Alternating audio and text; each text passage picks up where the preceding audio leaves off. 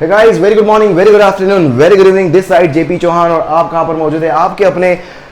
Favourite channel exponential physics के ऊपर। और आज हम क्या डिस्कस करने वाले हैं, एचसी वर्मा के क्वेश्चन नंबर 29 से लेकर या 28, लास्ट अपन ने कहां तक कर लिए थे, 28 तक फिनिश कर लिए थे, आई थिंक वाइंड अप कर लिए थे। सो 29 से लेकर 37 36 तक अपन आज क्वेश्चन करेंगे, राइट। और यहाँ पर और भी क्या, इस चैनल को अगर और डिटेल में अगर आप जानना चाहते हो तो जल्दी से इसको सब्सक्राइब कर लें, बेल आइकन पे क्लिक कर लें, वीडियो को पहले ही लाइक कर लें क्योंकि ये बहुत अच्छा होने वाला है वीडियो मुझे पता है, ठीक है। तो यहाँ पर चैनल पे और क्या चलने वाला है और क्या चल रहा है, यहाँ पर ईयर लॉन्ग कोर्स चल रहा है, क्रैश कोर्स चल रहे हैं। ईयर लॉन्ग में रोज सुबह 9 बजे मैं 11th क्लास की वीडियोस डाल रहा हूँ और रोज इवनिंग में 6 बजे 12th क्लास की वीडियो चल रहे हैं। तो जल्दी से ईयर लॉन्ग कोर्स के अंदर भी जुड़ जाएं। चलो क्वेश्चन नंबर 29 जल्दी से स्टार्ट करते बिना टाइम को वेस्ट किए हुए। क्वेश्चन नंबर 29, देखो क्वेश्चन नंबर 29 आपको जो क्या दिया हुआ है, क्वेश्चन नंबर 29 कि a particle A having a charge of this coulomb is held fixed on a horizontal table, ठीक है, horizontal table के ऊपर फिक्स किया हुआ है। a second charge particle of mass 80 gram stays in equilibrium on a table at a distance of 10 centimetre. एक 2 microcoulomb का charge horizontal table पर है ना। एक Q ले लेता हूँ मैं, इस Q की वैल्यू है मेरे पास 2 इंटू 10⁻⁻⁶ एक horizontal टेबल के ऊपर रखा हुआ है, ठीक है। और इससे 10 सेंटीमीटर डिस्टेंस पर एक दूसरा चार्ज, उसको मैं Q2 बोल देता हूं, इज हेल्ड फिक्स्ड, मतलब ये वाला फिक्स्ड है ना, ये वाला क्या है, ये फिक्स्ड है चार्ज मेरे पास। यार बुक ले लूँ हाथ में यार, बुक के बगैर काम नहीं होगा यार, बार बार मुड़ना पड़ेगा। चल बुक फट जाएगी, थोड़े दिन में बुक जाने वाली है, ओम नमः शिवाय होने वाला है इसका चलो, is held fixed on horizontal table और second charge particle of mass 80 gram, इसका मास दिया हुआ है 80 ग्राम। 80 ग्राम का मतलब कितना हो गया, 80 इंटू 10⁻³ किलोग्राम मास का एक चार्ज पार्टिकल रखा हुआ है। और ये क्या इक्विलिब्रियम में है 10 सेंटीमीटर पर, ये क्या इक्विलिब्रियम में है, ठीक है, बहुत अच्छी बात है। तो coefficient of friction between the table and this second particle, जो सेकंड पार्टिकल है, ठीक है, इसका जो कोएफिशिएंट ऑफ फ्रिक्शन जो म्यू दिया हुआ है वो आपको दिया हुआ है 0.2। तो इसने क्या बोला, find the range with in which the charge of this second particle में लाए, मतलब आपको रेंज मालूम करनी है किस रेंज तक ये चार्ज पार्टिकल लाई करेगा। देखो अगर ये इक्विलिब्रियम में है,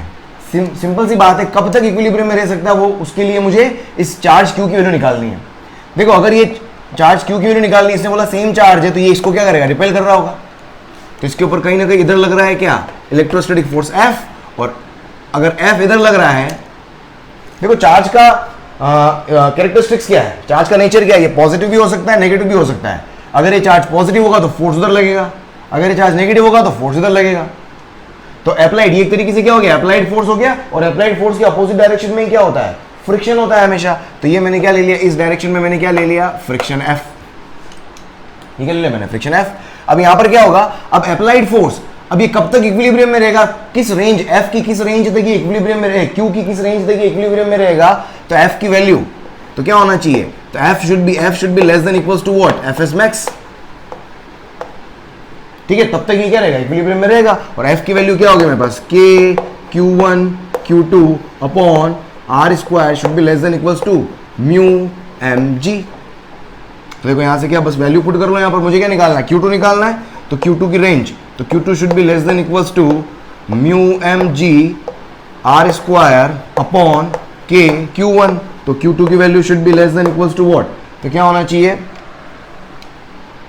म्यू कितना है 0.2, मास दे रखा है आपको 80 इंटू 10⁻³ g की वैल्यू 10 R, 10 सेंटीमीटर दे रखा है, मतलब 0.1 into 0.1 whole divided by K हो गया 9 इंटू 10⁻⁹ और charge Q1 2 into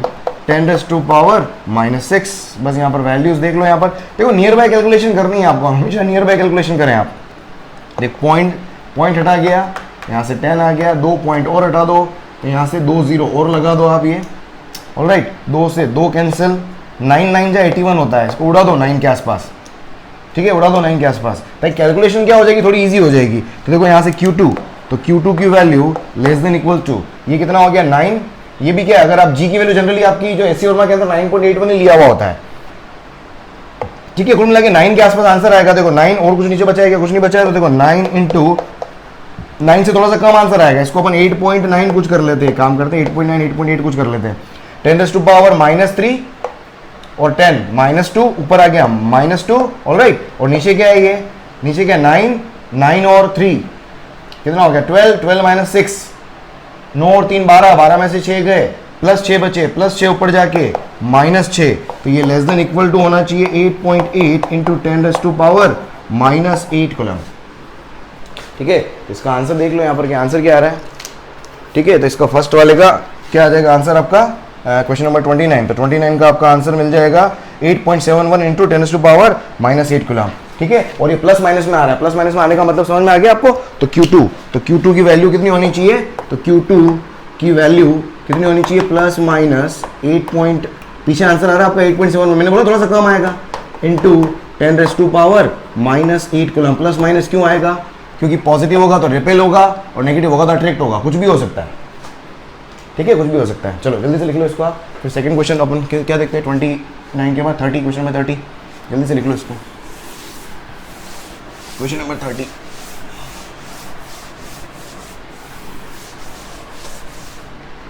question number 30 देखो नेक्स्ट।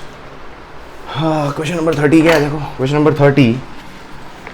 क्या दिया हुआ है, a particle,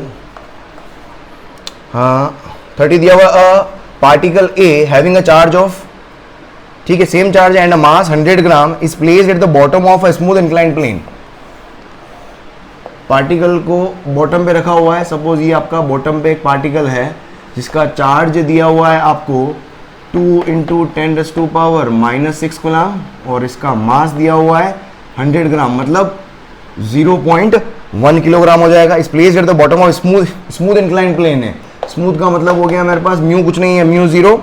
of inclination 30 degree दिया हुआ है आपको इंक्लिनेशन, बहुत अच्छी बात है। Where should another particle B, ये पार्टिकल ए है, where should another particle B, ये पार्टिकल बी ले लिया अपन ने। ठीक है, particle B having same charge and mass, charge और मास दोनों सेम है। ठीक है, बहुत बढ़िया। B placed on the incline so that it may remain in equilibrium, है ना, मतलब कुल मिला के इसको कितने डिस्टेंस पर रखें, मतलब मुझे ये आर मालूम करना है, कितने डिस्टेंस आर पर रखें कि ये इक्विलिब्रियम में रहे। अब देखो इसके इक्विलिब्रियम, अब बी के इक्विलिब्रियम की बात कर रहे हैं, तो बी इक्विलिब्रियम में कब रहेगा, देखो बी पे फोर्सेस देखो। अब मैं यहाँ पर अगर बी को बनाऊं, ये आपके पास क्या बी है, ये बी है, बी को नीचे लाने वाला फोर्स कौन, इसके पास मास है, इसलिए क्या आ जाएगा mg sin 30, mg sin 30 मतलब कितना हो गया mg/2, और दोनों का चार्ज सेम है तो इसके ऊपर क्या लगेगा, रिपल्शन फोर्स लगेगा, इलेक्ट्रोस्टैटिक फोर्स कौन सा हो गया Fe, इलेक्ट्रोस्टैटिक फोर्स। अब इसको इक्विलिब्रियम में रखना है, फॉर इक्विलिब्रियम, है ना, फॉर इक्विलिब्रियम ऑफ बी क्या होना चाहिए, electrostatic force should be equals to what mg/2, तभी तो इक्विलिब्रियम में होगा। अपन बी के इक्विलिब्रियम की बात कर रहे हैं, तो Fe जो होगा वो किसके इक्वल हो जाना चाहिए, mg के इक्वल हो जाना चाहिए। इलेक्ट्रोस्टैटिक फोर्स क्या है, k, दोनों चार्ज सेम है, q square k q1 q2 upon distance का स्क्वायर इक्वल्स टू, सॉरी ये हो गया mg/2, है ना, mg/2, mg डिवाइडेड बाय 2। मुझे क्या मालूम करना है आपको, r स्क्वायर, r निकालना है ना, तो r स्क्वायर इक्वल्स टू हो जाएगा, ये हो जाएगा 2kq अपॉन, है ना, आर स्क्वायर क्या हो जाएगा 2kq स्क्वायर अपॉन mg। अरे भाई clear, 2kq square upon mg, और दोनों तरफ स्क्वायर रूट है, स्क्वायर रूट ले लो तो ये क्या आ जाएगा मेरे पास,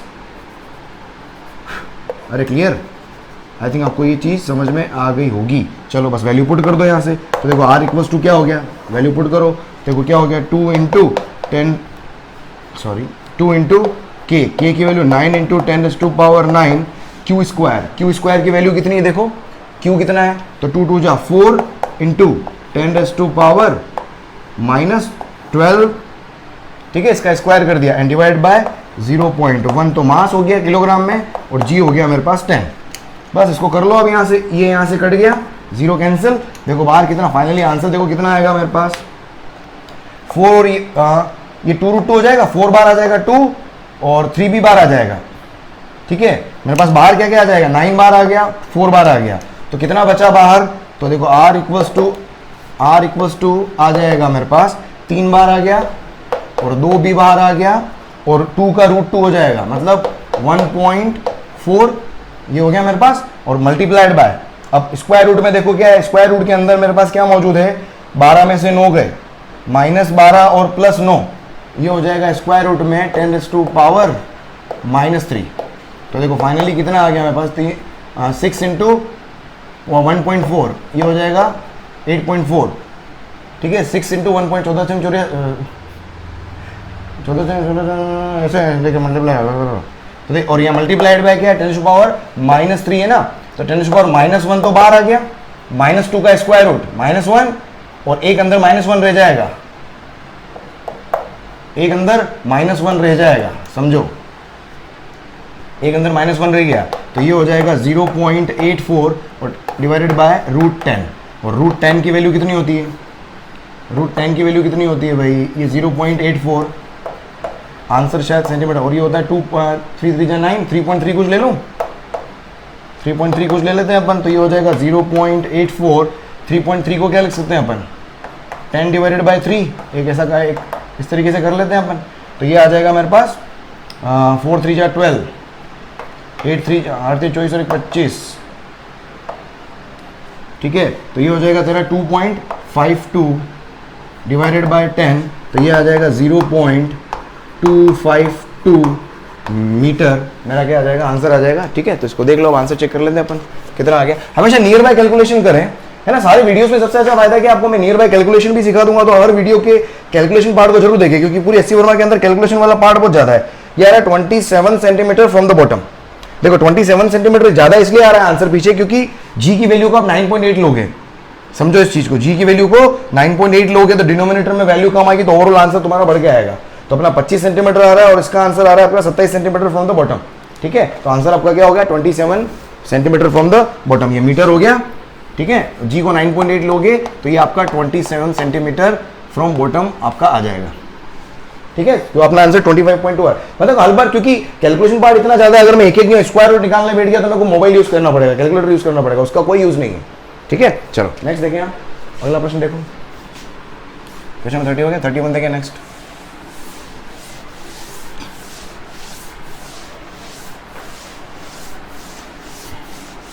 अगर कोई भी कॉन्सेप्ट के अंदर अगर आप मिस कर रहे हो, तो जिन्होंने एससी वर्मा के अंदर सीधी एंट्री मारी है उन्हें मैं बोलूंगा कि भाई वो जाके क्या करें,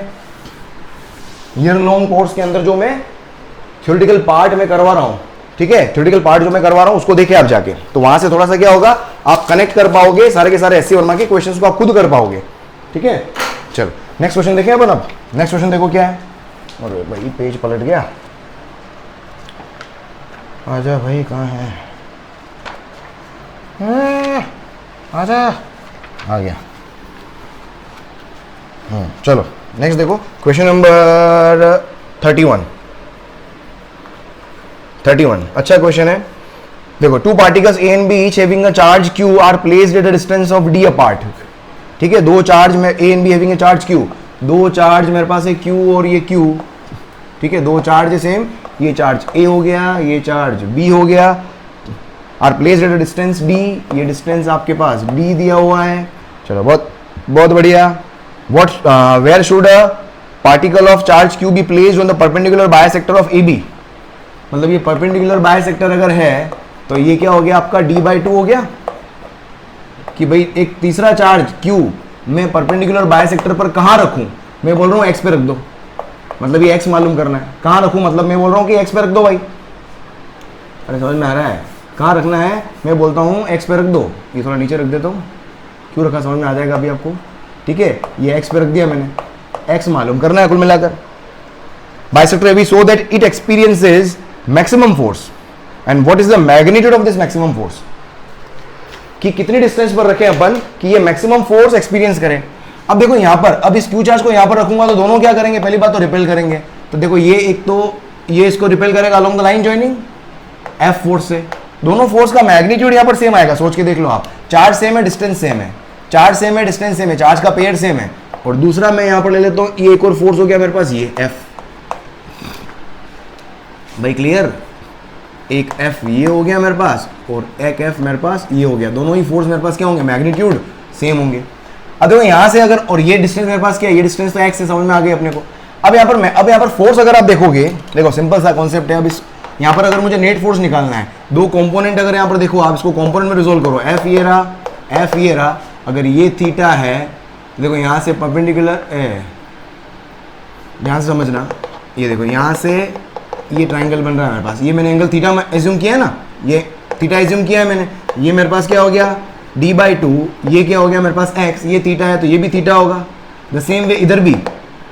ये भी थीटा है तो ये भी क्या होगा थीटा होगा। तो इसको कंपोनेंट में रिजोल्व करोगे, दो कंपोनेंट आएंगे आपका f cos थीटा इधर आ गया, जहां से एंगल बनता है वो f cos थीटा, और उसका परपेंडिकुलर मेरे पास क्या हो गया f sin थीटा। इस तरीके से इधर भी मेरे पास क्या आएगा f cos थीटा, जहां से एंगल बनता है, और उसका परपेंडिकुलर क्या आएगा f sin थीटा, इसका भी f sin थीटा और इसका भी f sin थीटा, दोनों जुड़ जाएंगे, सेम डायरेक्शन में है, तो ये आ जाएगा 2f sin थीटा। अब ये मेरे पास क्या है, अब ये नेट फोर्स हो गया। अब यहाँ पर नेट फोर्स देखोगे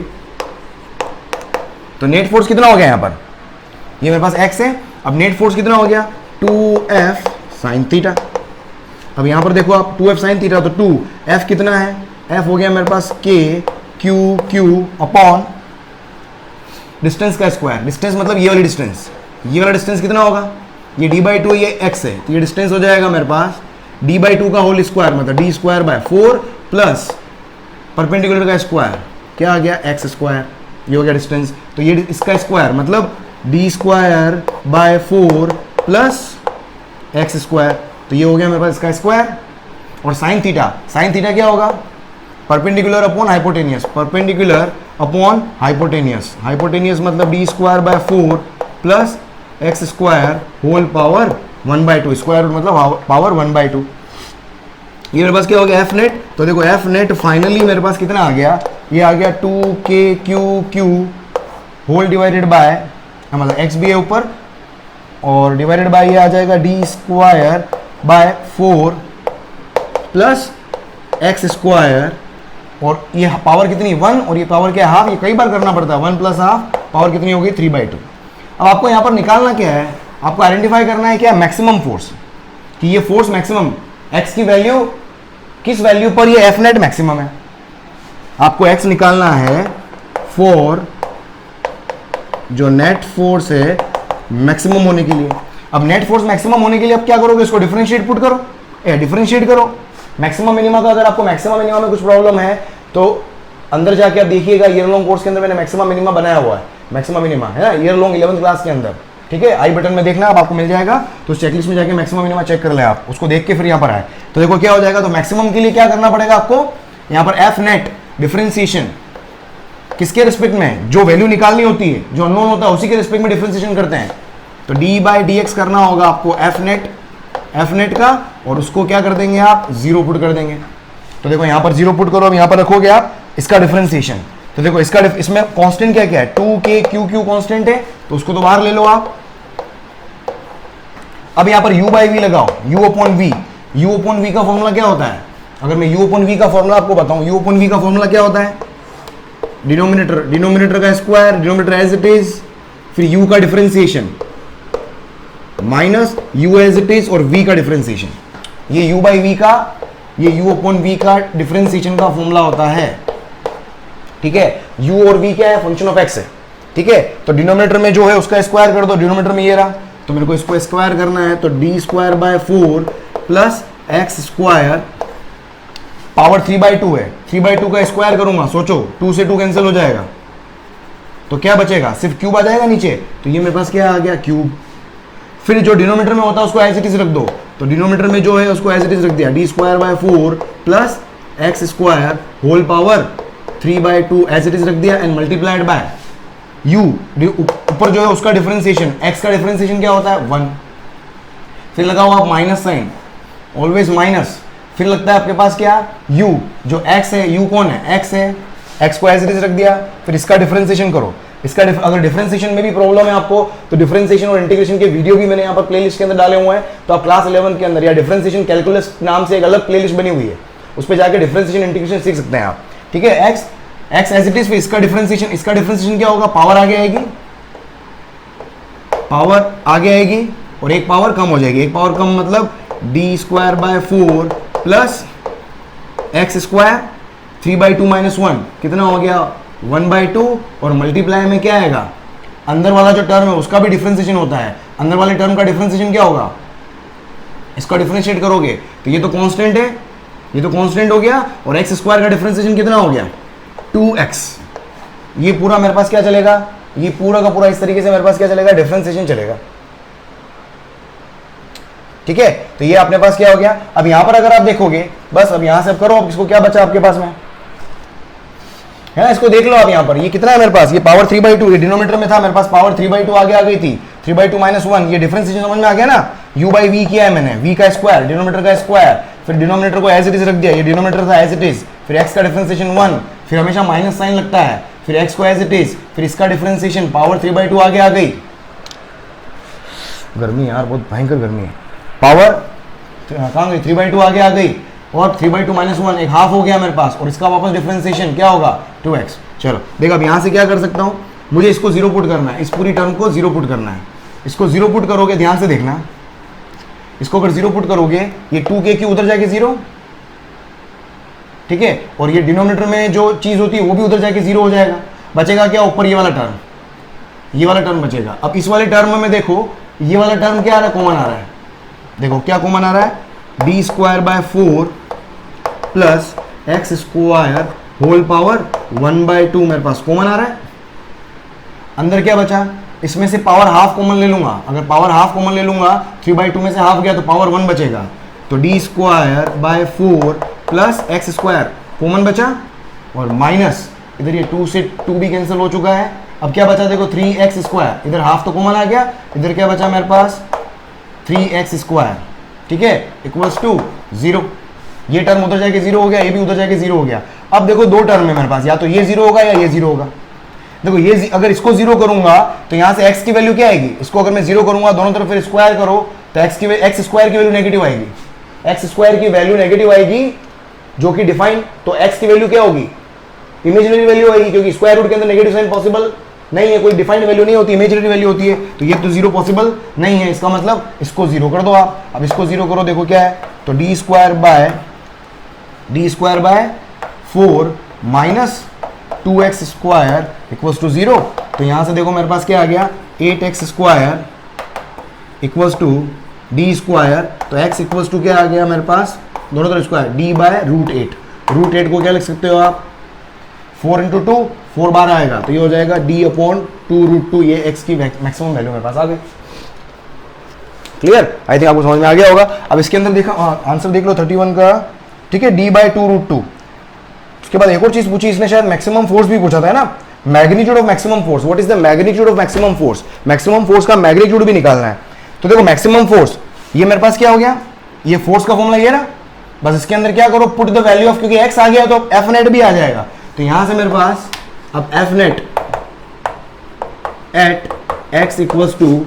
d/2√2 वो आपको निकालना है। तो यहां पर पुट करो वैल्यूज, ठीक है, इस इक्वेशन 1 के अंदर पुट करना, put in equation 1 and get the answer, आ जाएगा ये, ठीक है। और अगर दिक्कत होती है तो टेलीग्राम ग्रुप के अंदर आप मुझे कैलकुलेशन के बारे में पूछ लेना, राइट। चलो जल्दी से लिख लो इसको आप, फिर अगले क्वेश्चन की बात करते हैं अपन। चलो नेक्स्ट करें, क्वेश्चन नंबर 32। क्वेश्चन नंबर 32 क्या है, देखो मेरे पास कि 2 particles A and B each carrying a charge Q, ठीक है, are held fixed with a separation D between them, same ऊपर की तरह, पहले वाले क्वेश्चन की तरह। हाँ, a particle C having mass m and charge Q is kept at the middle point of the line AB, ठीक है, मतलब देखो दो चार्ज पार्टिकल है मेरे पास Q और Q, ये A हो गया, ये B हो गया, एक चार्ज Q जो है उसको बिल्कुल मिडिल पॉइंट पर फिक्स किया हुआ है, मतलब ये डिस्टेंस मेरे पास कितनी हो गई, d/2। हाँ all right, middle point of line AB, if it is displaced through a distance x perpendicular to AB, what would be the electric force experienced by it? अगर इसको मैं डिस्प्लेस कर दूं, है ना, इसको अगर मैं डिस्प्लेस कर दूं x से, तो क्या फोर्स एक्सपीरियंस होगा, वो फोर्स मुझे यहां पर मालूम करना है। यार अभी सारा लिखा था यार, सब सेम क्वेश्चन है, ठीक है। तो देखो ये फर्स्ट पार्ट, इसके ऊपर फोर्स क्या लगेगा, तो अभी अपन ने फोर्स निकाला था, अगर आपको ध्यान हो, ठीक है, यहीं पे डायग्राम बना रहा हूं मैं ये, ठीक है, ये F, ये मेरे पास क्या था F, ये मेरे पास कितना है d/2, ये एंगल थीटा, फाइनली मेरे पास F नेट है ना, फोर्स, तो फोर्स एक्सपीरियंस्ड फोर्स मेरे पास कितना आ गया, F नेट आया था मेरे पास कितना 2F, याद आ रहा है, ये मेरे पास कितना है, ये मेरे पास एंगल थीटा है, तो ये F cos थीटा कैंसिल हो गए, तो ये हो गया पहले वाले क्वेश्चन से 2F sin थीटा सिंपल, तो हो जाएगा 2F क्या हो गया मेरे पास K Q Q upon distance का स्क्वायर। डिस्टेंस कितना लिया था अपन ने, ये डिस्टेंस आपका कितना आया था, x square plus d square by 4 का होल स्क्वायर, तो ये आ जाएगा एक्स स्क्वायर प्लस लास्ट वाले क्वेश्चन से बेटा है ना, तो ये हो गया 2k अपॉन डिस्टेंस का square sine theta. Sine theta हो गया परपेंडिकुलर x अपॉन हाइपोटेनियस, ये पावर हाफ आ गया, उधर 3/2 बन गई थी, ठीक है, ये 3/2, तो ये मेरे पास क्या आ गया, फॉर्मूला आ गया इसका नेट फोर्स का, जो अपन पहले निकाल चुके हैं। बस इसमें देख लो, इसमें आंसर हमेशा आपके एप्सिलॉन नॉट की टर्म्स में दिए हुए हैं, तो इसको मैं एप्सिलॉन नॉट की टर्म्स में लेके आ जाता हूँ। देखो k को लिखते हैं 4 पाई एप्सिलॉन नॉट, k को क्या लिखते हैं अपन 4 pi epsilon 1 upon 4 pi epsilon not, तो नीचे मेरे पास क्या आ जाएगा 2 पाई एप्सिलॉन नॉट आ जाएगा नीचे। देखो देखो आंसर मैच हो गया आपको, अगर आपको समझ में आ रहा हो, है ना, समझ में आ गया, देखो ये मैच हो गया है ना 2k, तो यहाँ पर k को क्या लिखोगे आप, तो ये ऊपर आ जाएगा QQX अपॉन k हो गया 1 अपॉन 4 पाई एप्सिलॉन नॉट, 2 2 जा 4, तो ये हो जाएगा 2 पाई एप्सिलॉन नॉट, ठीक है, और इधर मल्टीप्लाई में आ जाएगा x square plus d square by 4 whole power 3/2। ये मेरे पास क्या आ गया, एफ नेट आ गया, इसके ऊपर लगने वाला, मतलब ऊपर उसके ऊपर लगने वाला एफ नेट। चलो ये हो गया, ठीक है, आंसर मैच कर लो, आपका हो जाएगा KQX upon 2 pi epsilon naught और 3/2। अब इसने और क्या बोला है, इसमें सेकंड पार्ट और इसने क्या बोला है, B assuming x is very very greater than d, alright, show that this force is proportional to x। देखो अगर यहाँ पर B part x is very very greater than d, तो देखो x अगर इससे बहुत बड़ा है, तो यहाँ पर मैं क्या लिख सकता हूँ, x square plus d square by 4 will become nearly equal to x square, ये वाला टर्म क्या हो जाएगा, एक्स स्क्वायर के बराबर हो जाएगा। तो देखो यहाँ से एफ नेट क्या आ जाएगा, QQX upon 2 pi epsilon naught, और ये क्या हो गया एक्स स्क्वायर की whole power 3/2, x square whole power 3/2, 2 से 2 कैंसिल, नीचे क्या आ गया x cube,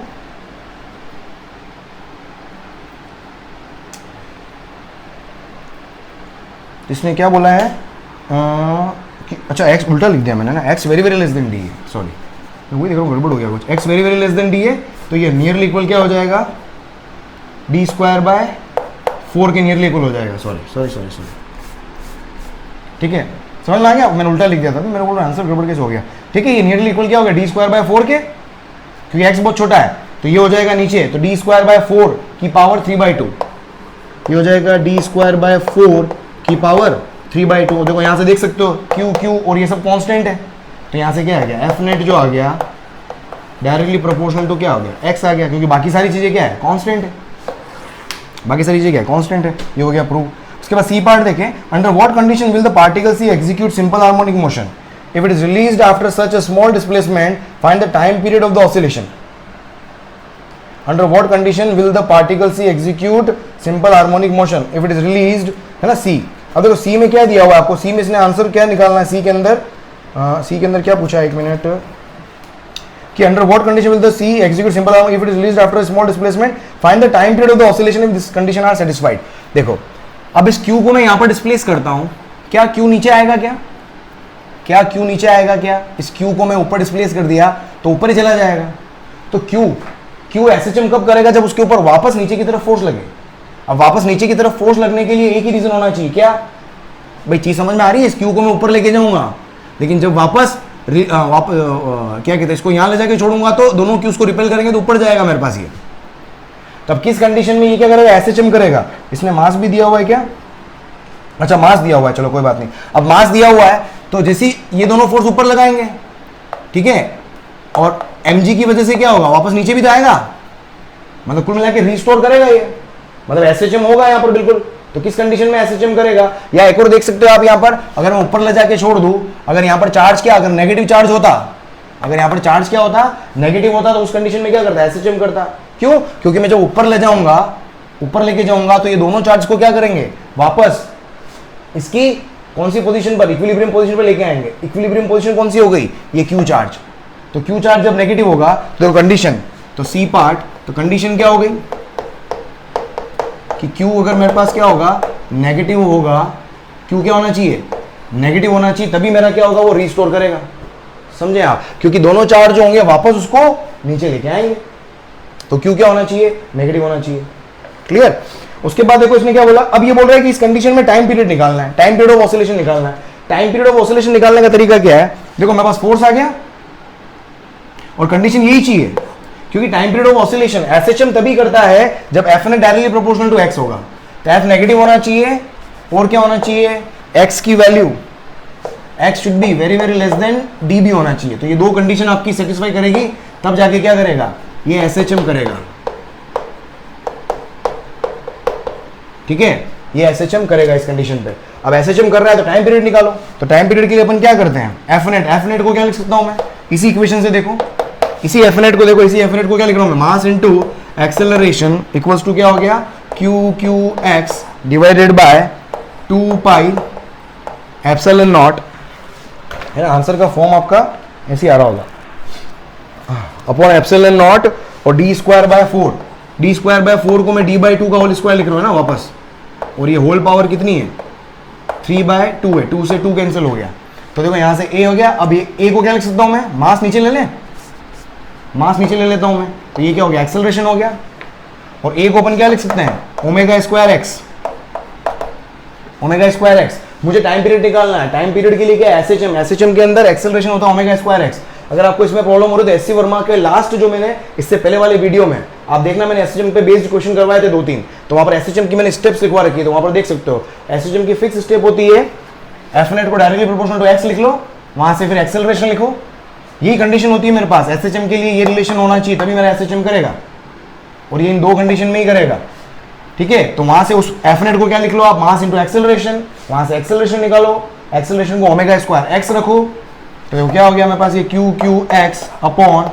2 pi epsilon naught, और ये हो जाएगा कितना, डी बाई 2 का होल क्यूब, मतलब डी क्यूब बाय 2 2 जा 4 2 जा 8, ये हो जाएगा 2 4 जा 8। चलो हो गया। अब यहाँ से मेरे को ओमेगा एक्स से एक्स कैंसिल, तो यहाँ से मेरे पास देखो ओमेगा क्या आ गया, ये आ जाएगा 4 Q Q upon pi epsilon naught D cube. ये दिख रहा है, और कुछ रहे तो नहीं क्या भाई साहब। चल, तो फाइनली मेरे पास अब यहाँ से क्या टाइम पीरियड निकालना है, तो टाइम पीरियड का फॉर्मूला क्या होता है, 2 पाई बाय ओमेगा, तो ये हो जाएगा 2 पाई बाय ओमेगा। ओमेगा क्या है, सॉरी ये ओमेगा आ गया मेरे पास स्क्वायर रूट के अंदर, स्क्वायर था ना, तो स्क्वायर रूट के अंदर आ गया, तो ये हो जाएगा, नीचे वाले टर्म ऊपर ले लो, तो ये हो जाएगा मेरे पास pi epsilon naught D cube whole divided by 4 Q Q. Answer match कर लो यार, अब क्या आंसर मैच हो रहे हैं भाई साहब। बाहर तो 2 पाई, इसको थोड़ा अंदर करना है अपन, देख 2 से 4 कैंसिल हो जाएगा और पाई अंदर जाएगा, तो क्या हो जाएगा, देखो पाई cube epsilon naught D cube upon Q Q. देख क्या आ रहा है, और एम भी तो चल रहा था मार्केट में, एम कहाँ गया, एम खा गए अपन, है ना एम, ये एम भी है, ये एम भी है, तो डी क्यूब के साथ में एम भी आएगा भाई। अब मैच कर ले, अब तो हो जा, पाई cube epsilon naught D cube upon Q Q. Alright, ठीक है, ये अपना क्या हो गया, आंसर मैच हो गया। जल्दी से लिख लो उसको, फिर अगले प्रश्न पे आते हैं अपन। जल्दी से लिख लें आप, फिर अगले सवाल पे आते हैं अपन। देखो 32 हो गया, उसके बाद 33 भी आपका सेम क्वेश्चन है। अब 33 भी ऐसे ही कुछ है, ये मैंने क्लास में करवाए हुए हैं। 33 वाला क्वेश्चन मैंने क्लास में डिस्कस किया हुआ है ईयर लॉन्ग कोर्स के अंदर, इलेक्ट्रोस्टैटिक्स के वीडियो में, चाहे तो जाके देख लें आप। इक्विलिब्रियम ऑफ चार्जेस में मैंने शायद इसको किया होगा। 33 देख, हे प्रभु, देख 33 क्या है, 33, अरे आजा। 33, repeat the previous problem if the particle C is displaced through a distance x along A B line. Same question वापस रिपीट करना है। पार्टिकल को डिस्प्लेस कर रहे हो आप, ये q यहाँ पर रखा हुआ था, और इसको along the line A B, ये ए बी है, अलोंग द लाइन अगर यहाँ पर आप x से डिस्प्लेस करो तो क्या हालात होंगे।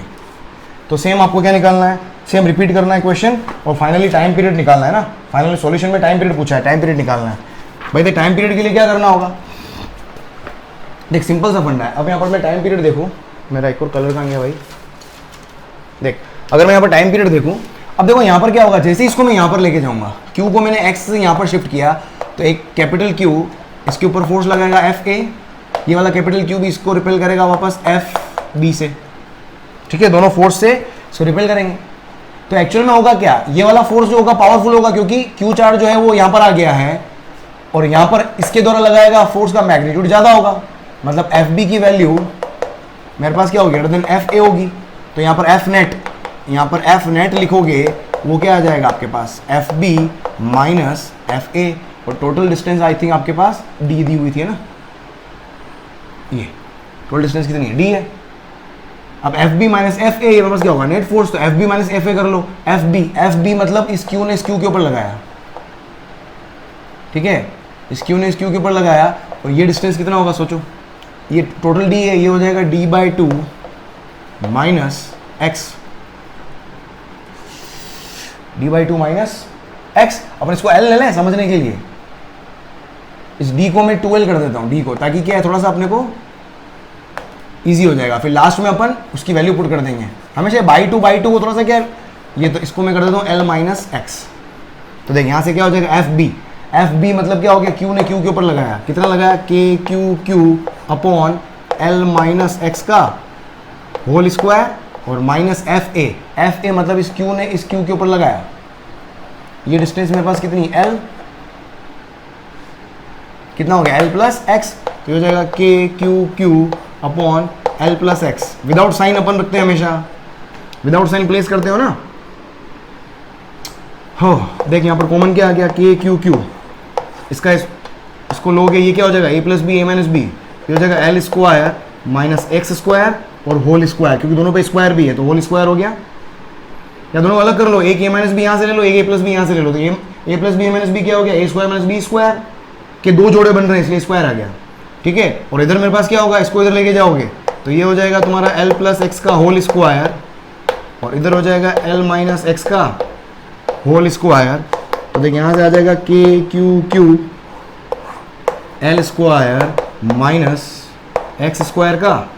होल स्क्वायर,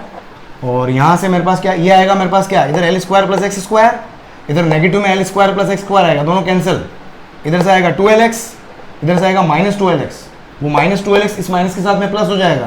तो देखो यहाँ से क्या बचेगा, 2lx और माइनस माइनस प्लस होके एक और 2lx। तो ये फाइनली मेरे पास आ गया के Q 4lx divided by L square minus x square, ये हो गया मेरे पास एफ नेट। अब क्वेश्चन में प्रीवियस प्रॉब्लम के अंदर आपको क्या दिया हुआ था कि x very very less than D, कि x जो है very very less than D, x very very less than D मतलब x very very less than D, D की वैल्यू क्या है 12, डी की वैल्यू क्या है 12। तो यहां से देखो कुल मिलाकर l के कंपैरेटिवली x बहुत छोटा है, l के सॉरी ये इधर स्क्वायर है, l के कंपैरेटिवली x बहुत छोटा है। तो देखो यहां से मैं क्या लिख सकता हूं, अगर l बहुत बड़ा हो गया x से तो l स्क्वायर है ना, तो l बहुत बड़ा हो गया x से, तो यहां पर क्या कर सकते हो आप, तो l square minus x square will be nearly equals to l square. तो यहां से देखो मेरे पास एफ नेट मेरे पास कितना आ गया, एफ नेट देखो, तो एफ नेट हो जाएगा मेरे पास के क्यू है ना, एफ नेट देख लो यहां से लिख रहा हूं मैं 4lx अपॉन, इसको मैंने नियरली इक्वल एल स्क्वायर क्या कर दिया, एल स्क्वायर का होल स्क्वायर, एल पावर 4, यह आ जाएगा एल पावर 4। तो देखो फाइनली मेरे पास आ गया ये 4 Q x upon l cube, ये हो गया मेरे पास एफ नेट। अब टाइम पीरियड निकालना है तो डायरेक्टली प्रोपोर्शनल टू एक्स हो गया, तो एफ नेट जो हो गया वो डायरेक्टली प्रोपोर्शनल क्या हो गया, एक्स, इसका मतलब क्या हो गया, SHM करेगा, और जब SHM करेगा तो टाइम पीरियड लिख सकते हो आप, है ना। तो एक्सेलरेशन क्या होता है, ओमेगा स्क्वायर एक्स होता है, ठीक है। तो यहाँ से देखो इसको क्या कर दिया मैंने, m इंटू ए, सिंपल। यहाँ पर अगर आपको SHM की इक्वेशन पता हो तो force equals to k into x होता है, तो ये k होता है ना। इससे पहले एक तरीका बता, एक और तरीका सीख लो, और एफ नेट को अपन kx लिखते हैं, F net equals to kx होता है। तो यहाँ से कंपेयर करोगे तो k की वैल्यू कितनी आ गई, 4k अपॉन एल क्यूब, और टाइम पीरियड का फॉर्मूला होता है 2 pi under root m upon k, ये फॉर्मूला होता है टाइम पीरियड का SHM के अंदर। इससे भी कर सकते हो आप, अभी जो मैंने करवाया था, तो m अपॉन k, तो ये हो गया तुम्हारा m तो ऊपर और k नीचे आ जाएगा। वापस इसको देखो आप, ये 4k इक्वल्स टू होता है 1 upon 4 pi epsilon naught, k equals to होता है 1 अपॉन 4 पाई एप्सिलॉन नॉट, तो 4k की वैल्यू कितनी आ जाएगी 1 अपॉन पाई एप्सिलॉन नॉट, तो 4k की वैल्यू कितनी हो गई 1 अपॉन 5, लिख लो चलो यहाँ पर, ये हो जाएगा 4k multiplied by L cube, या सिंपल इसको देखोगे आप कितना हो जाएगा, देखो 4k को क्या बोला मैंने 1 अपॉन पाई एप्सिलॉन नॉट, ऊपर जाएगा क्या आ जाएगा ये M L cube pi epsilon naught and whole divided by Q और multiplied by 2 pi sorry multiplied by 2 pi, ये 2 पाई वापस अंदर लेके जाओगे शायद 4, अब आंसर देख लो आपका क्या हो जाएगा, तो देखो पाई क्यूब, पाई अंदर जाएगा तो पाई क्यूब हो गया, पाई क्यूब ठीक है, और क्या हो गया एप्सिलॉन नॉट हो गया एम, एक मिनट एल क्यूब है ना, एल की वैल्यू अपनी कितनी है d/2 है, आंसर आपका d की टर्म्स में आ रहा है ना, इसको थोड़ा और कर लेते हैं अपन सही, देख फाइनली कितना आ जाएगा मेरे पास ये 2 पाई को भी अंदर लेना है आपने को, फाइनली क्या 2 पाई को भी अंदर लेना है, तो देखिए हो जाएगा 4, 2 अंदर आ गया तो 4, पाई अंदर आएगा स्क्वायर हो जाएगा तो पाई क्यूब, और m है ही ऑलरेडी, एप्सिलॉन नॉट है ही ऑलरेडी, और एल क्यूब मतलब d/2 का होल क्यूब मतलब d क्यूब बाय 2 दूनी 4 दूनी 8 और अपॉन क्यूब 4 2 जा 8, शायद अब देखो आंसर मैच हो गया आपका, है ना, pi cube epsilon naught m d cube upon 2q, ठीक है, तो ये अपने पास क्या आ गया, ये फाइनल आपके पास क्या आ जाएगा, आंसर आ जाएगा इसका टाइम पीरियड का, क्लियर। चलो नेक्स्ट क्वेश्चन देखो, इसके बाद नेक्स्ट देखें आपके 33 हो गया, नेक्स्ट 34 सॉल्यूशन। यहाँ पर एससी वर्मा के सॉल्यूशन बहुत लेंदी है, तो उसे लेंदी सॉल्यूशन से घबराना नहीं है, एससी वर्मा सिर्फ आपकी कैलकुलेशन वाला पार्ट बहुत सही कर देगा, इतनी कैलकुलेशन करवाता है एससी वर्मा कि आप कभी जिंदगी में कैलकुलेशन मिस्टेक नहीं करोगे, सही बता रहा हूँ, तो इसलिए एससी वर्मा तो आपको कर लेनी चाहिए, जिसको कैलकुलेशन की प्रॉब्लम आती है जिन बच्चों को, वो एससी वर्मा कर लें आप, मतलब मजा आ जाएगा आपको, अभी कैलकुलेशन से निजात पालोगे बिल्कुल आप।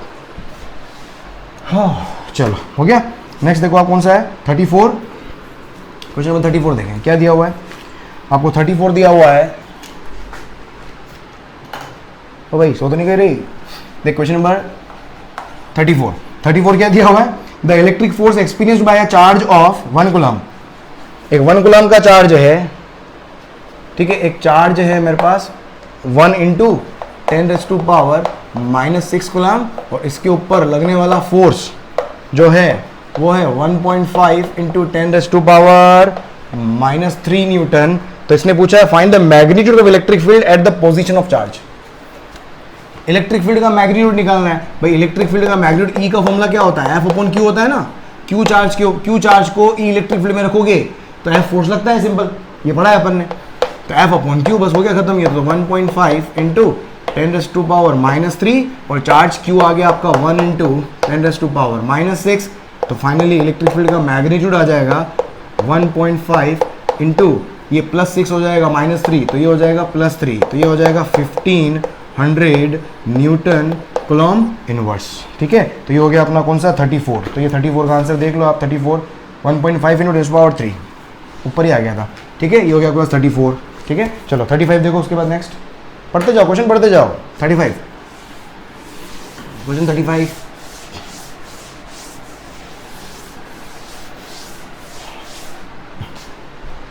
क्वेश्चन नंबर 35 के अंदर जो दो पार्ट पूछे हुए हैं इसके अंदर, है ना, इस तरह का क्वेश्चन मैंने आपको क्लास में भी करवा चुका हूं मैं क्लास के अंदर भी, लेकिन फिर भी अपन कर लेते हैं। देखो क्या है, इसका डायरेक्ट फॉर्मूला यूज करेंगे अपन, या फिर 35 क्या है, 2 particles A and B of charges, एक चार्ज Q1 ले लेता हूं, इसको दे रखा है 2 माइक्रोकूलम दे रखा है आपको, ये है ना फर्स्ट चार्ज, और सेकंड चार्ज मैं बोल देता हूं Q2, और इसकी वैल्यू दे रखी है आपको -4 माइक्रोकूलम, ठीक है, respectively are held fixed at a separation of 20 centimetre, दोनों के बीच का सेपरेशन को मैं L बोल रहा हूँ, और कितना दे रखा है 20 सेंटीमीटर दिया हुआ है। Locate the points on the line joining A B,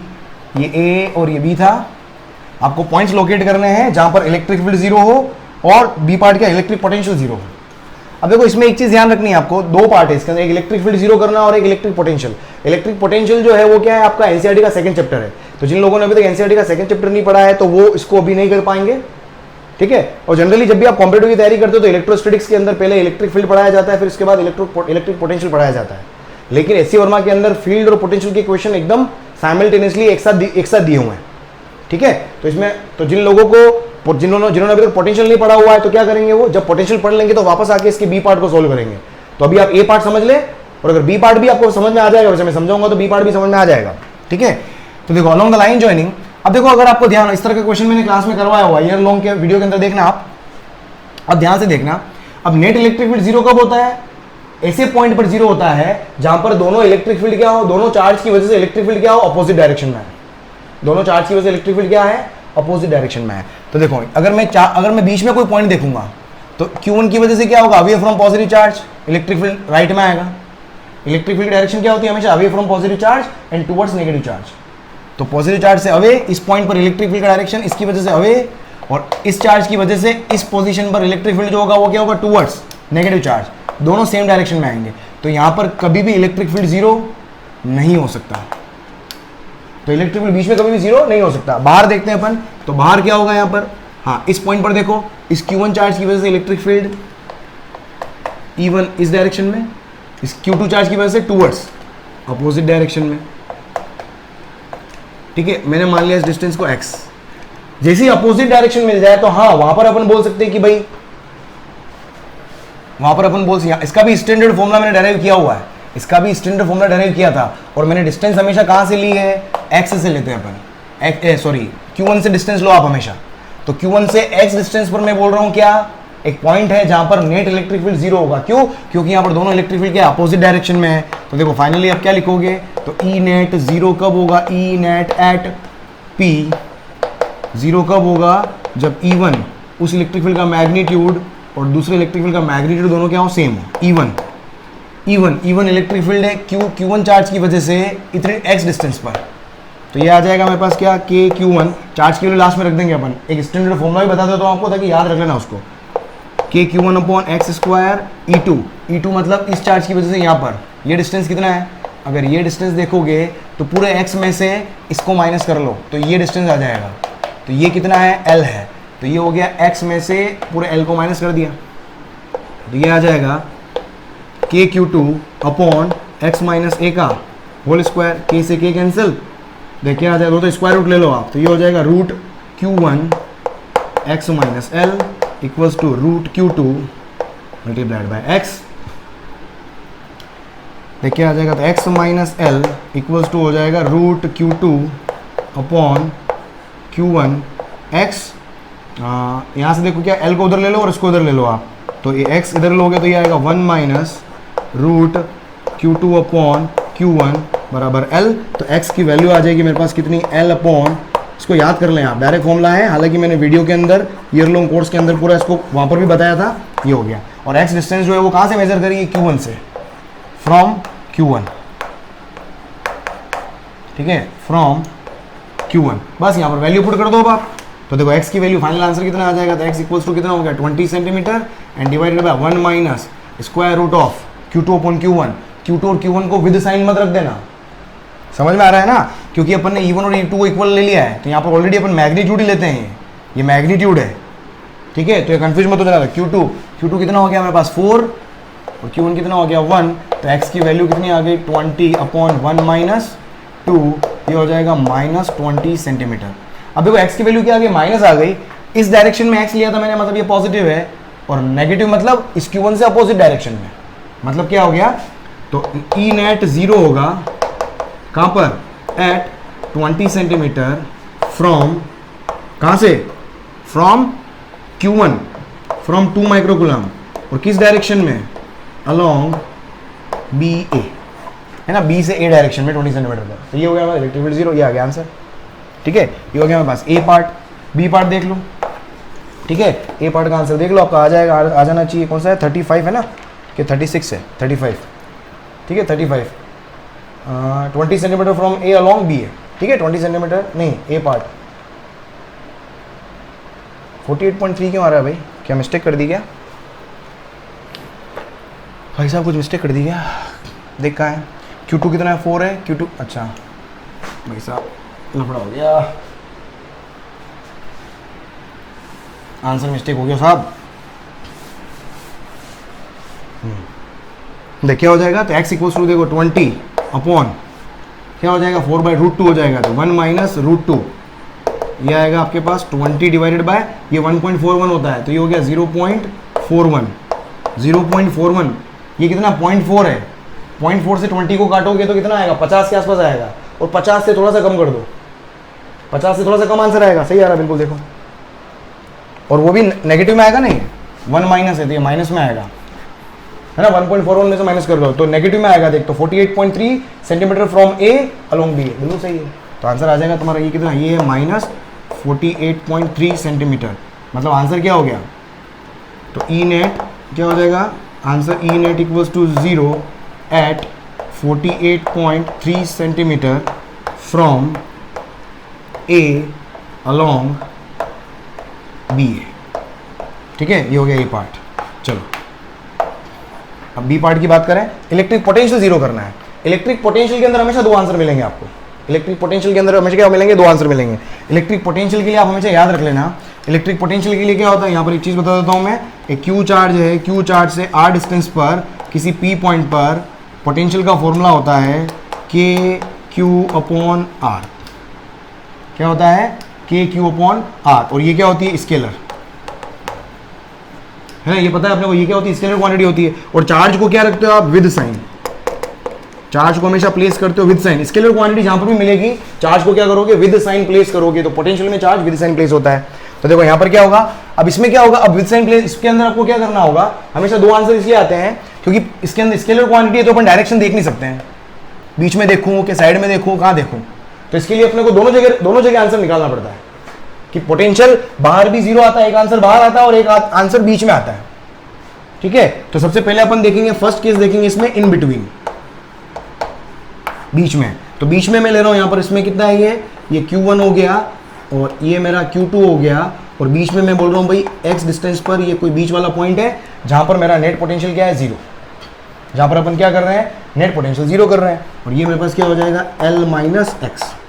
तो देखो यहां पर अब इसमें क्या होगा, पोटेंशियल, तो यहां पर मेरे पास क्या होगा, P पॉइंट पर, तो Vp की वैल्यू क्या होगी,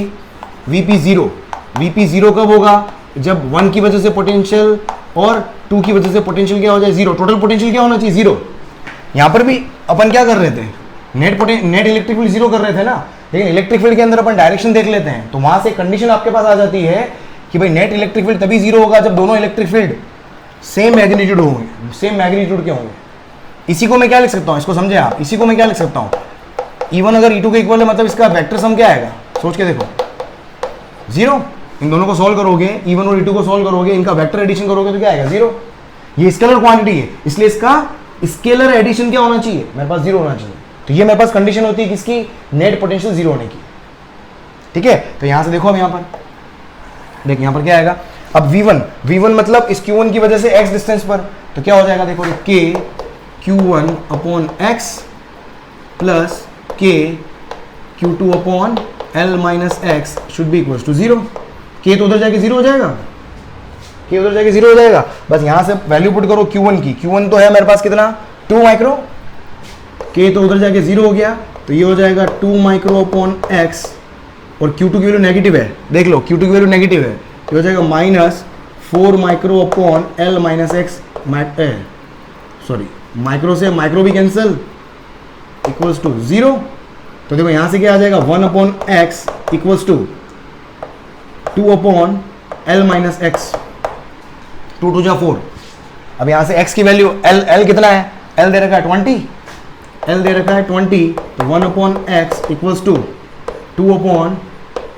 20 माइनस एक्स, तो ये हो जाएगा 20 minus x equals to 2x, तो x इक्वल्स टू कितना हो गया, देखो यहाँ पर 20/3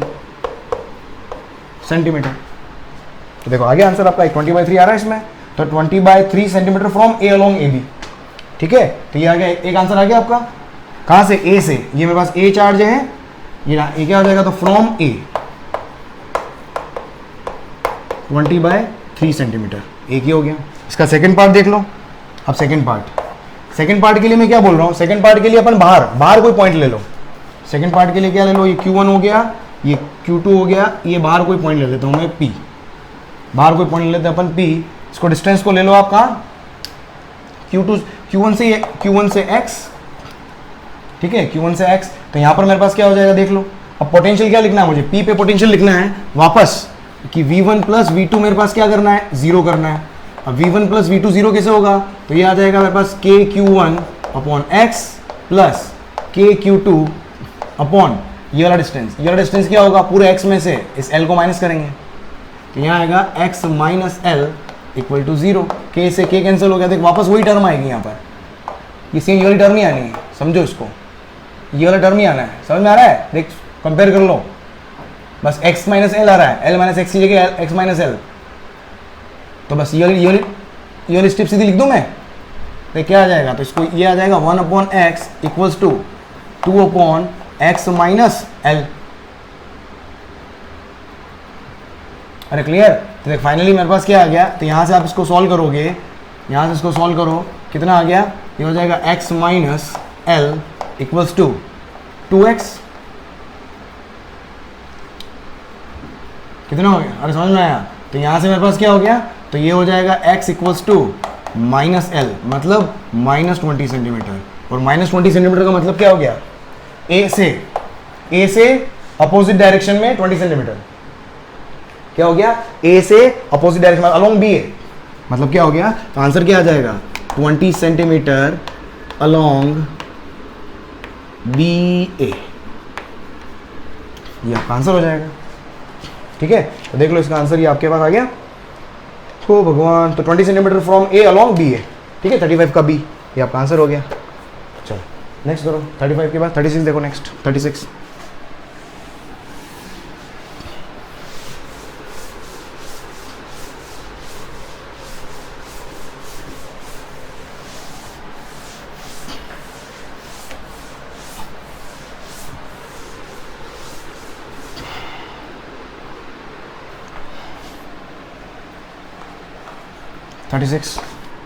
थर्टी सिक्स क्या दिया हुआ है देखो,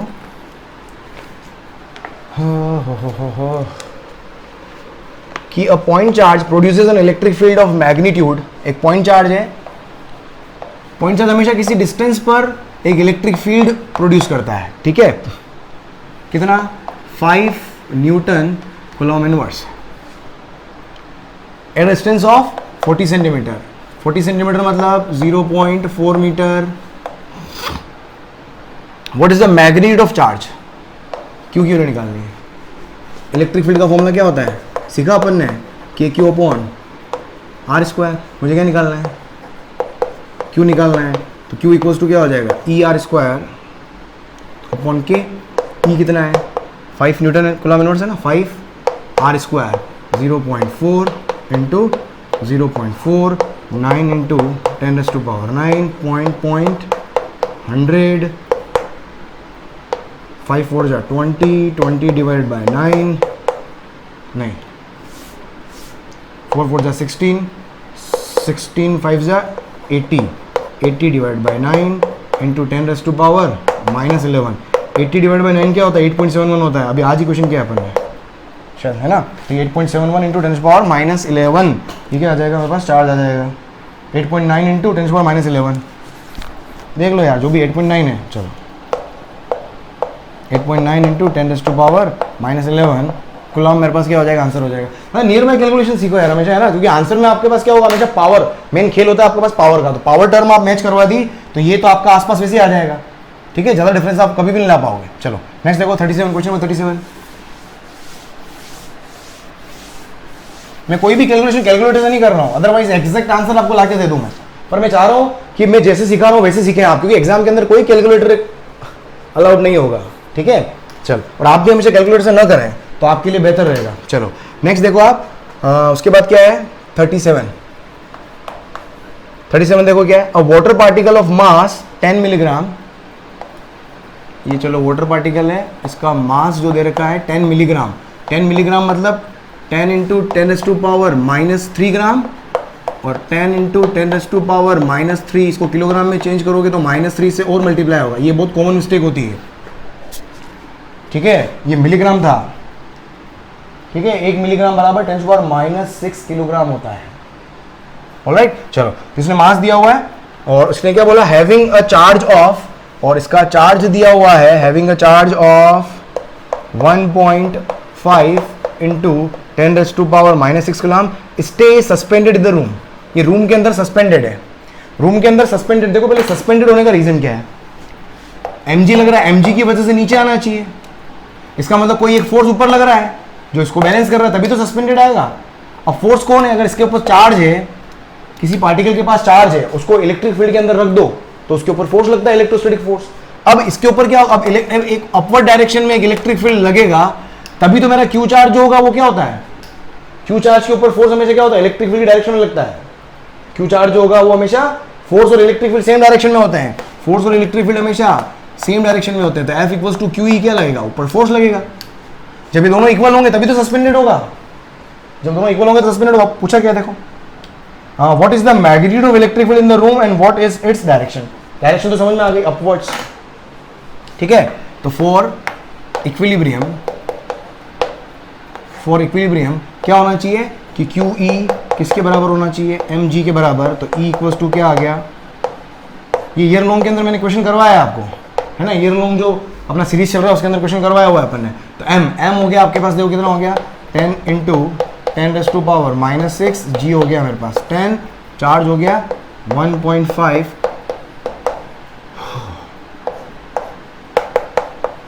100 डिवाइडेड बाय 1.5, 1000 डिवाइड बाय 15, तो कितना हो गया ये 15 × 90, वापस 100 बचा, 15 × 90, 6.66.67। भाई साहब बहुत बढ़िया, शानदार। तो ये 65.3 आ रहा है। 65.3 क्यों आ रहा है, क्योंकि जी की वैल्यू अपन ने 10 ले ली, थोड़ा सा कम आएगा आंसर, ठीक है, थोड़ा सा कम आ जाएगा। तो ये आ जाएगा मेरे पास। तो हमेशा दिमाग खुला रखें आप, जी को लेके खुला रखें, अगर आंसर एग्जैक्ट मैच नहीं हो रहा है तो जी को नीचे ऊपर कहाँ आ रहा है उसके हिसाब से आप मैनेज करें। तो 65.3 न्यूटन कूलम इनवर्स, और देख अपवर्ड डायरेक्शन आ रही होगी, देख अपवर्ड्स, ठीक है। ये तो हो गया मैग्नीट्यूड, और डायरेक्शन क्या आ जाएगी मेरे पास, अपवर्ड्स। डायरेक्शन क्या आ जाएगी, अपवर्ड्स, ठीक है। जल्दी लिख लो इसको, चलो। सो राइट दोस्तों, तो ये अपने कुछ 7-8 जो भी क्वेश्चन थे, जो भी मैं अभी सारे के सारे एससी वर्मा सीरीज जो है मैं ईयर लॉन्ग कोर्स के साथ में ट्यून्ड वे में चला रहा हूँ। वहां पर मैं होमवर्क दे रहा हूं और यहाँ पर अपनी एससी वर्मा की एक सीरीज भी चल रही है और पैरेलल होमवर्क का काम भी कंप्लीट हो रहा है। तो जो लोग डायरेक्ट एससी वर्मा सीरीज के अंदर आया, आई वुड रिकमेंड कि वो ईयर लॉन्ग कोर्स को भी जाके देखें। अगर थ्योरी के अंदर कुछ दिक्कत हो, थ्योरी पार्ट के अंदर आपको कोई मिसकंसेप्शन हो रहा है, तो वहां जाके देखें आप, सारे कॉन्सेप्ट मैंने वहां डिस्कस किए हुए हैं। उसके बाद यहाँ पर आए फिर क्वेश्चन करें। इस तरीके से बने रहे चैनल के ऊपर, आपके अपने फेवरेट चैनल कहाँ पर, एक्सपोनेंशियल फिजिक्स के ऊपर। जल्दी से चैनल को सब्सक्राइब करें, बेल आइकन पे क्लिक करें, क्योंकि ये आपको वापस नोटिफाई करेगा मेरे आने वाले बहुत इंपॉर्टेंट वीडियोस के लिए, जो आपके लिए काफी हद तक इंपॉर्टेंट है। सो राइट, चलो वापस कल सेम टाइम मिलते हैं अपन एससी वर्मा के अंदर, फिर 1-2 दिन के अंदर फिर हाजिर होऊंगा। तब तक अपन वापस ईयर लॉन्ग में चलते हैं, वहां पर कुछ पढ़ के आएंगे, वहां पर फिर होमवर्क दूंगा मैं। So stay tune to exponential physics, और आपका अपना दोस्त जेपी चौहान फिर हाजिर होगा नेक्स्ट अपकमिंग लेक्चर के अंदर। Thank you, bye bye, good night, वापस मिलते हैं कल।